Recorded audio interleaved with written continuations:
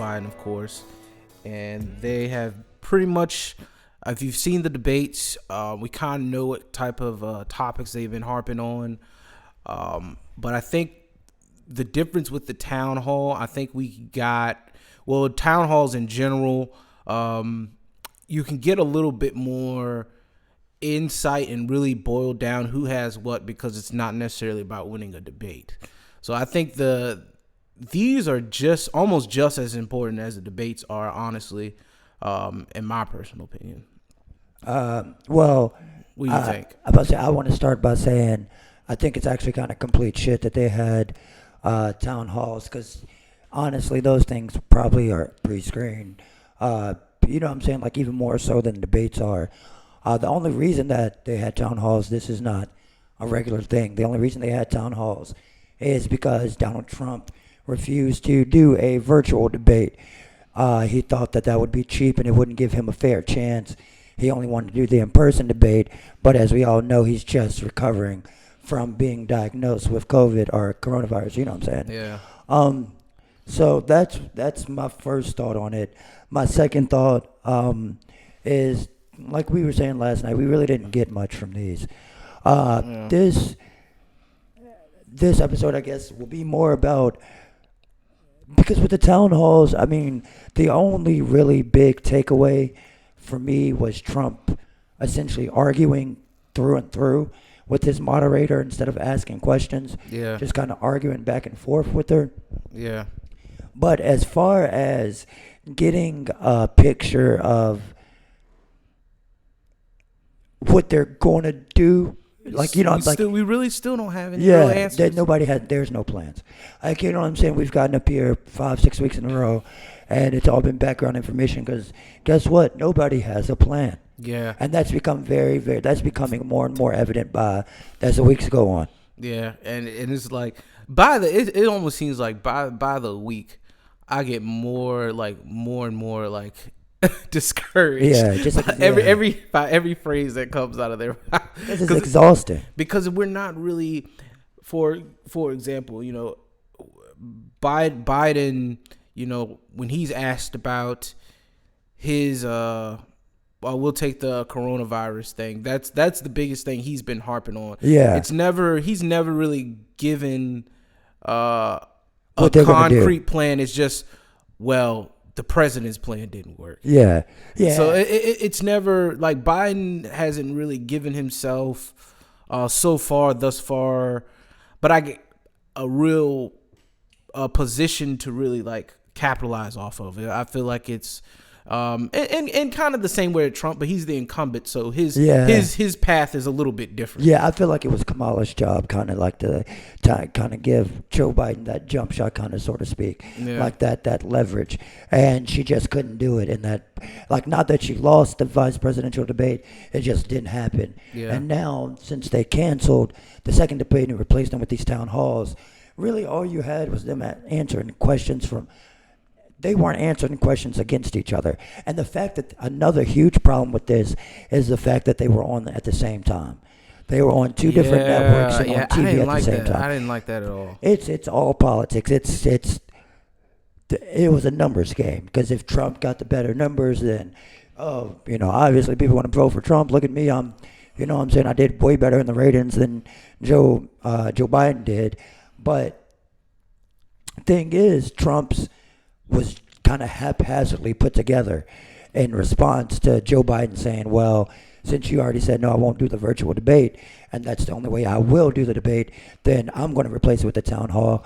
Then NBC says, you know what, we still want to put something on TV involving Trump because that's ratings, so they give him a town hall. It's counterproductive. You know what I'm saying? Yeah. We keep asking these guys the same thing. You know what I'm saying? Like we were saying, they don't have a plan. So there is, you know what I'm saying? Like, what are we to ask? What are we to extrapolate on at this point is my real question. Yeah. I really can't. And honestly, I think they're both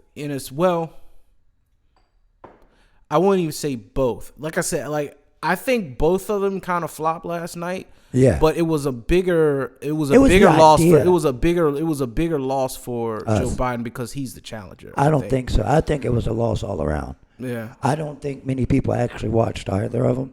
Mm-hmm. I don't think anybody cared about either of them. You know what I'm saying? It was a waste. It was, we have to do something. We're at a stalemate now. Yeah. Because like everyone kind of knows, everyone at this point has pretty much chosen their path and they're just gonna double down. Most people, I won't say most people, but a lot of people want to do mail-in voting, and a lot of people have mailed-in votes already, or people are doing early voting, or have already early voted. So there is no, like you said, there is no really winning people over. You know what I'm saying? All this shit is just for TV, for formality at this point. Yeah. Because there's no way you're telling me that anybody and that No one was enlightened last night and thought, maybe I need to change this and think that. yeah, exactly. Maybe they were right. Like, yeah, like nobody could have said one starts at 8, one starts at 9. Yeah. You know what I'm saying? Like just little, like it doesn't matter. You know what I'm saying? No, I don't want to say that. The town halls, I don't think mattered.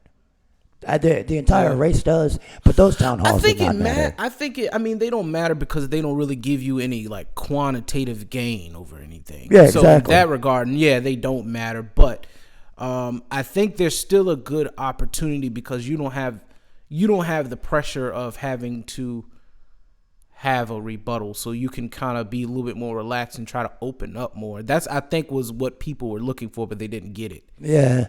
And I think that's another thing that, you know, we've been kind of spoiled by Obama with. Yeah. You know, saying that's really, you know, that's really though. Well, I don't think it was a town hall, but I think it was. He was. I can't remember where before Obama became president. His campaign speeches at the like some of the Democratic presidential candidates were running. Well, I forgot who was in Bush's second term that was running against him. I can't remember. John Kerry? John Kerry. Yeah. Like a lot of his speeches and stuff is what got, you know, got people on that train because of got people rallied behind personal. Obama, yeah. But, you know, Joe Biden, and you know, Trump is Trump, but it's a lot of twiddling of the thumbs with them. Yeah, you know, both of them. They don't really have they're hard to really connect with on a personal level, and that's just outside looking in. Yeah. Which, I mean, they're not personal. I mean, they're, you know what I'm saying, big rich guys. Like, you know what I'm saying? Like, what is... You know what I mean? They're just the typical, well, we're doing politician things, so... We're going to act like... Yeah, exactly. We're going to act like politicians, and then that'll end up, you guys, you know, like you said, it seemed like it was more just for TV. Yeah, it all was for TV. Like I don't know, man. Next week? I think we might have a debate, or we have another event, and then it's the election. We're 2 weeks out from the election. This is how it's going. Yeah, we're really getting down to the wire. Shit. Yeah. So it's a wild thought to think that we will be. Or you know what I'm saying? Election day is 2 weeks away. Yep. And this is still how it's going. Like we're still completely lost with no real information. Just kind of like vote for me because the other guy's bad. Yep. So, I don't know. Dogs chasing their tail around. I do remember a few things. Trump doubled down when he was talking about the whole tax reform. They really got on him about that. Although in principle, I'm not gonna lie, the one thing I did agree with him on is yes to some, but it was kind of an incomplete thought. Yes, so as we know, he brought the corporate tax rate down from, I believe Biden said it was 28%, and he brought it back down. He brought it down to 21%. Yeah, and you know, ideally, that would, a country with a low tax rate will tell you, you know, it encourages, you know, foreign investment and, you know, just outside investors, just period. Yeah. Which philosophically, like on an economic level, I do agree some level with that. There is truth to that. And then Biden, he kind of took the perspective of, he mentioned that if we had left the tax rate the way it was, that it would have created $90 billion worth of revenue. And so all that, I say that to say that I think there's always some level in truth to both party sides, like as far as like the ideas that they're pushing. I feel like we have to make a decision now, and I'm not telling anybody who to make the decision for, but I think it's important to know that we have to make decisions based off the times as they are. Yeah. Not on speculation and conjecture. Not on speculation, and not just. I'm just saying, like, you can't always. Some things are right. Something can be right, but it not be at the right time. Yeah, that's very true. Yeah. So right place or wrong time. So I think now we're in a position where they're just kind of playing chicken and hope someone folds. Yeah, this is because they're not bringing up any points that they haven't talked about a million times. And they weren't even asked the same question. Trump mentioned the ventilators again. Yeah, exactly. Like you can tell that they just have talking points in a boardroom. Yeah. That every time they go out, they have to mention these things. Yeah. Like I'm saying, man, it's just it's wild that you don't get to see. They weren't even asked the same questions. Like this is all a farce. Like this was the biggest show of shows in the history of shows. Yeah. Almost. Like, you know what I'm saying? This was a complete waste of people's time. Yeah. If you really want to. And the crazy thing about it, both of them seem very, very unprepared. For everything. Well, Trump's always been unprepared. Trump's not a very good public speaker, just in general. He doesn't have he doesn't have a very large vocabulary, you know what I'm saying? So when he's not trying to use the same words over and over, he and thinks a lot. Joe Biden's had brain surgery, so you know what I'm saying, he's probably not going to be the sharpest tack in the box, not to be funny, but as far you can't prepare two senile people. Yeah. You know what I mean? Like, because this was the opportunity, because you can probably control your audience and your questions a little bit more than what you can control. You know what I mean? And this is the platform for you. That's what I was saying. Like that's what I didn't like about the town halls, is because like essentially you just say, all right, who do we have asking questions? What are the questions? Oh, I'll pick, and you know that's how it works. There's no way they're surprised. Yeah. You know what I'm saying? George Stephanopoulos did Joe Biden's. He's a fucking diehard different. Ain't no way he's. You know what I'm saying? No way. There's no way these questions aren't picked. Yeah, that's very true. That's wild. But I don't know. So there's nothing I can really take away from it. At this point, it's like I think we're at a point now in America where like everyone just gotta watch themselves at this point. Yeah. I guess do for yourself. Yep. It's just like when was the first age like your parents let you stay by yourself? Yeah. But I don't know, not like that's what it felt like abandoning us, but like you talking about like totally alone, like because I feel like no we neighbors don't. Do we really peep in and stuff like that? Wait, no, I was asking. Oh, like as far as parents leaving us alone, like. Cause I was trying to think because my mom's super, like, my mom would be the type to be at work and would call the house like every hour. Yeah. So you know what I'm saying? Like my mom would be the type to come home just to see what's so. Before I was by myself, I would probably say maybe like 12. Man, probably like 13ish. Yeah. 13. Somewhere around in that area. Yeah, they would have to been like 9, 10ish. Because my mom wouldn't have, because there was 3 of us. She wouldn't have done that. She wouldn't have put me in charge of both of them. So. Yeah. But yeah, that's what it kind of feels like, and it's like, yeah. What do you do? What can you really do? Because it would have been great to have a debate to at least get up here and laugh at them arguing for 15, 20 minutes, but we didn't even have. There was no substance. I don't know. I got more from the debate than I got from the town hall. Yeah, exactly. They were just like, well, fuck it. Yeah, just throw something together. Just throw something together. We need something. Because both of them, I think, are relying on their voter base to just say, to do all the work for do you them. know what I'm saying? Well, we got to Especially with pick this- someone. So especially with this especially with this pandemic, they're expecting, like you said, their voter bases to do the campaigning for them because they can't be out on the street and in people's faces. So they need that word of mouth. They need the Twitter memes and they need the Facebook jokes and all that bullshit because they can't do it themselves. You know what I'm saying? Like, Yeah. Hillary was out there telling people to Pokemon go to the polls. And then Joe Biden was up there.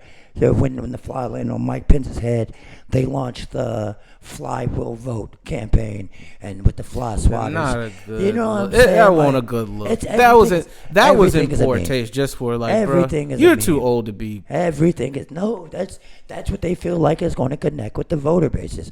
He did not think of that. He probably didn't even know that Yeah. tweet went up. You have to No, realize. I feel I don't have a. Kane's Twitter account still tweets, and he's been dead for how long?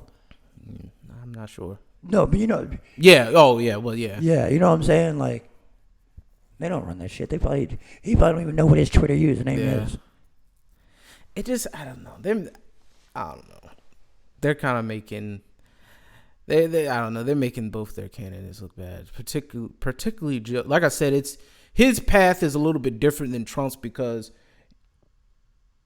Trump is already there. incumbents naturally are a lot harder Yeah, Trump's to already sway there. people off of Yeah. in general. So really, all he really has to do is bunker down on what he's been bunkering down on.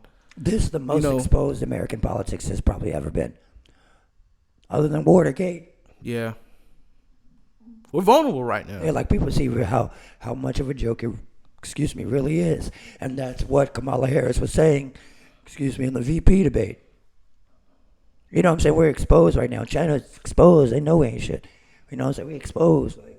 But we keep putting on circus acts like this, and the politicians and the news stations are funding it, and we're watching it and talking about it. So guess let the circus go on and just throw me some peanuts. Yeah, unfortunately, we're gonna have to muscle through it. Yeah. You know, it's like, but this is a part of the political process too. You know, No, but it's not. I mean, it's I never don't know. been like that. Not in America. I don't know, man. This is my third election, so I guess. Damn. Politics is changing though. This is 2020 politics. Yeah, that's true. It's digital politics. It's all marketing schemes, smoke and mirrors, bro. Yeah, I mean, it's always been. You know, It's always been, but now it just touches you more directly because it's on your Twitter feed instead of the newspaper. okay, I can. You know what I'm saying? I agree Yeah. with you on that. I can agree with you on that. Yeah. I don't know, man. Like I said, just throw me my peanuts and I'm going to sit back and relax. Yeah, I'll watch. I'm going to participate to my best ability, but hell yeah. Yeah. This isn't no way to discourage people from voting. It's still voting is important because it's not just you have to look at the bigger picture. That's only one part of what you need to be, what you should be exactly. doing. You know what I mean? So don't just look at this as a way. I don't want to discourage anybody from putting in their voice, let their voice be heard. No means saying that. But along with doing our part when it comes time to do our part, we just got to be vigilant, man, and try to uplift not only our own communities, but to try to, maybe from this point on, hopefully, it's wishful thinking, but, maybe people will start paying a little bit more attention to kind of like the just politics in here from general or our government or have more try to gain some insight into what's candidates, what type of people, what type of platform, just become more involved. I think Because now, I think we're in a rock and we got in between a rock and a hard place in these past few years. Yeah, I think And go ahead. I think finally though we do have a crop of younger politicians. Yeah. That like AOC will be president one day. I think. Yeah. She'll be president one day. So that's something to definitely look forward to. But until then, we don't have any. The kids are going to bring the change in politics, and it's going to take the young politicians. Yeah. So AOC will be 40-ish when she finally gets maybe a chance, hopefully. Yeah. Because that's one of the only people I see that is like really making a splash in politics without having to have. Like, she's not the minority whip. She's not the majority. She's just in the Senate. Yeah. I mean, I think everyone's ready for a fresh voice. Yeah. Democratic and Republican. I think everyone's ready for a fresh voice. Yeah, that's very true too. Yeah. I think people want someone who's more connected to where the world is now. Yeah, because I think maybe younger Republicans that aren't just following shit are like, yeah, I won't say Republican, conservatives. Young conservatives are probably still more, what do they call it, moderate? Yeah. Than their parents. A lot, yeah. You know what I'm saying? I would imagine the only so. things I feel like that have probably gotten more extreme are liberals. But who? I guess we'll see. Yeah. I guess we'll see. Yeah, so hopefully the future will be brighter for the oncoming generations. Yeah. Well, I say that like I'm 80. I'm about to say, right? Hopefully we can just fix this shit and turn it around before our kids get here. Yeah. Our that's kids grow up and shit. Hell yeah. That's the real big goal. You know what I'm saying? The real. I want to make a better world for the people, for my children. Yeah. That's really That's really what it boils down to. Yeah. Shit, man. Got anything else to say, man? No. I think we're good here. Like I said, this is Between the Numbers. Don't forget to check out all of our content. We are the Simple Math Matrix. Don't forget it. We are on every single platform: Spotify, Apple Music. Hit that link tree. Subscribe, rate, do all that shit, please. All that shit. It'll really help us out if you're listening. It's Friday. Enjoy y'all Friday, man. Hell yeah. Peace. Peace.